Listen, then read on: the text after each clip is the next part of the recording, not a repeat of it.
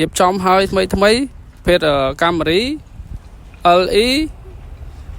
ឆ្នាំ04ពង8ជាប្រភេទឡានសំណុំស្អាតហើយប្រពាក់មកលេងជាគុជស្រាប់ហើយនឹងអ៊ីណុកមកជុំឡាននេះធានាផិនភាគឲ្យអត់បុកអត់ប៉ះ 100% ឡានម្ចាស់ដើមទី1គាត់ទិញតម្លាក់ពីទូហ្មងបងមើលខាងក្នុងឡានថ្មីលះ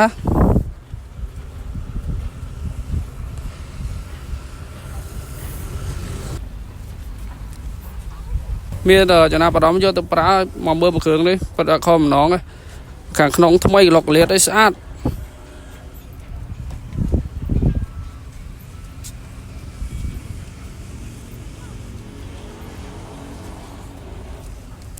ទឹកថ្នាំស៊ីនច្រើនឡាននេះទឹកថ្នាំស៊ីនច្រើនផាកលេខខ្ពស់ 2RV មួយញ៉ែត MC កាមេរ៉ាមើលខាងក្នុងជុំទៀត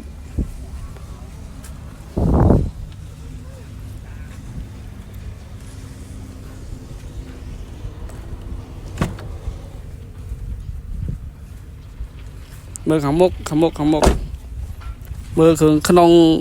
ដៃជាកោដដៃអីថ្មីបងប្អូនណាមានចំណាប់អារម្មណ៍កាមេរីបាឡែនមួយគ្រឿងនេះយកទៅប្រើគឺអត់ខុសទេឡានថ្មី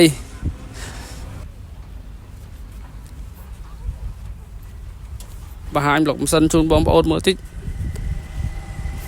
ថ្មីប្លុកម៉ាស៊ីនថ្មីនិយាយទៅឡានអត់មានច្រេះធានា 100% ឲ្យឡានកាមេរ៉ាចូលចាប់ប្លុកម៉ាស៊ីន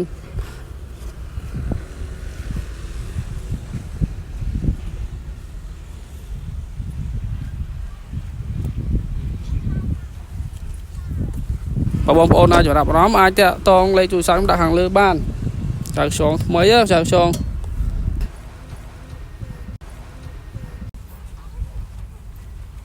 ខ្ញុំបញ្ជាក់ម្ដងទៀតឆ្នាំ04 LE ពងសមត្ថភាព8ជាប្រភេទឡានសំណុំស្អាត